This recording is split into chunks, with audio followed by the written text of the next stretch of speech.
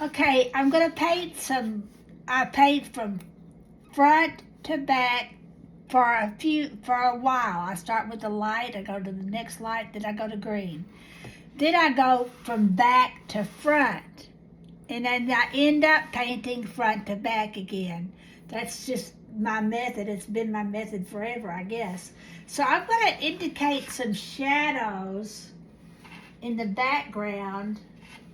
Um, and I actually did a video on this. I don't even know where all my videos that I'm making are, but anyway, about there's dark, there's black, which is sometimes evil. Sometimes it's just shade. Sometimes it's just a protective cover. It's a shade. It's a cool, calm place in a storm. So anyway, so I pretend in this instance I don't. I'm using. Let me tell you what I'm using. I'm using the light is coming from this direction, and so so where there is no light, which these things block the light, is shade.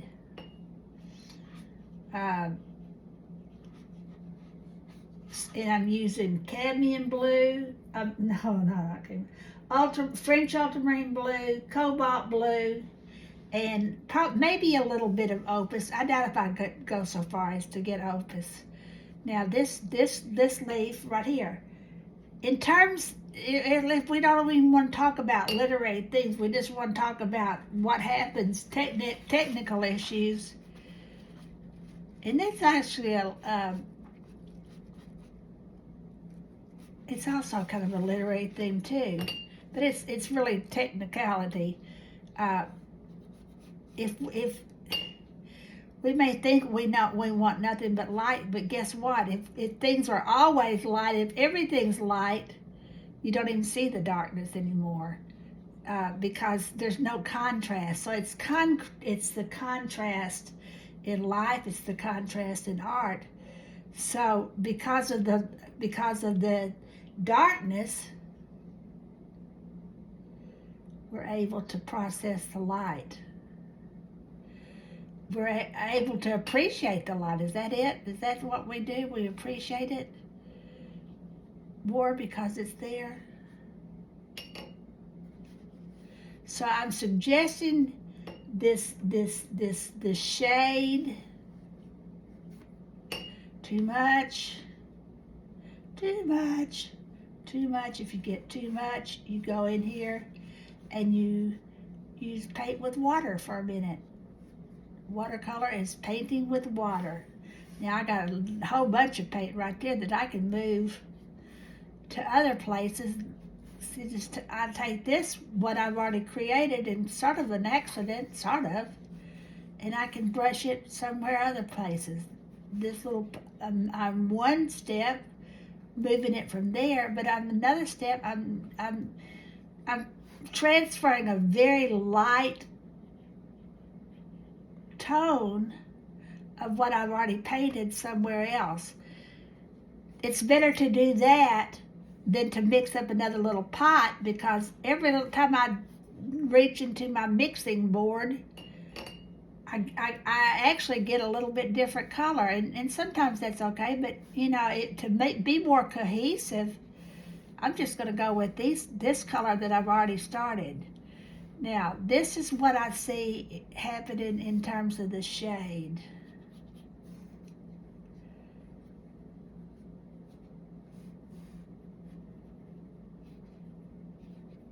I actually may come in here and put some more in here later. In fact, I probably will put some more right in here.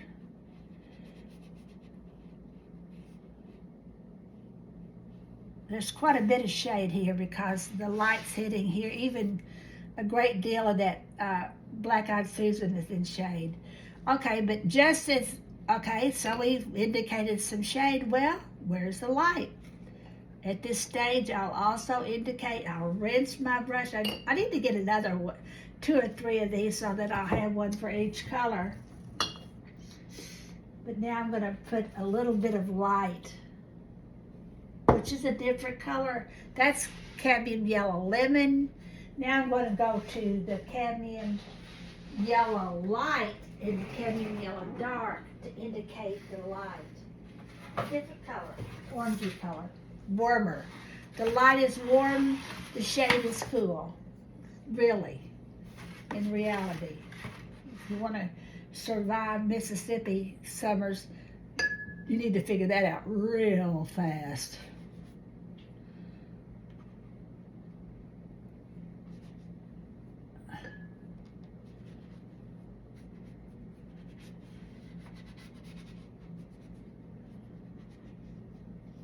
So I'm warming up the camp. See how I'm warming this up?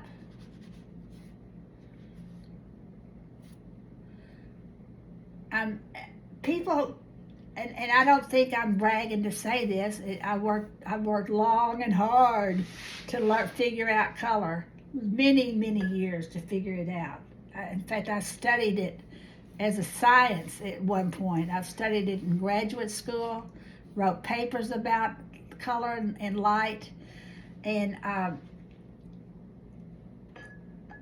fact, let me say what.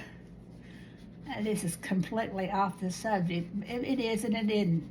But when I was in graduate school, one of my art history courses I was assigned a paper, and I chose to write about the illuminated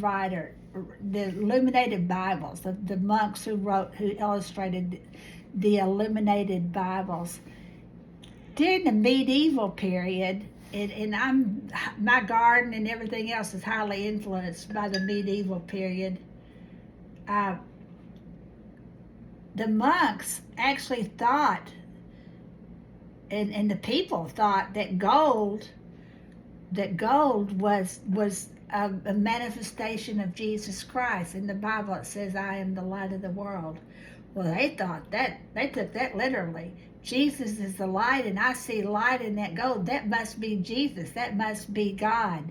That must be the light. And so, the monks would illustrate their Bibles with actual gold, or gold leaf and gold that they reduced to make an ink out of. So the belief that light is good goes way back. It didn't start with the Romantic poets. It goes way back, at least to the medieval ages. And I'm sure, actually, I have a whole blog dedicated to Greek mythology, all the way back in Greek mythology, which goes way back, thousands of years.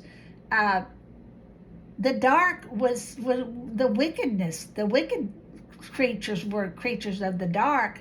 The light creatures were creatures of the light, of good. It's in the Bible. It's which parts. No one knows for sure, but Greek mythology is believed to have been written about the same time that the Bible was written. In fact, some of the writers of the Bible were Greek, and I think. But anyway, I'm getting way off topic. But anyway, so the understanding of light as good goes way back, and it surely excites people in my paintings. That what they like most about my paintings is not the fact that I'm just this great draftsman and can make things look just the way they are. That's not important to me, but because I can make them sense, understand, feel, respond to light through color.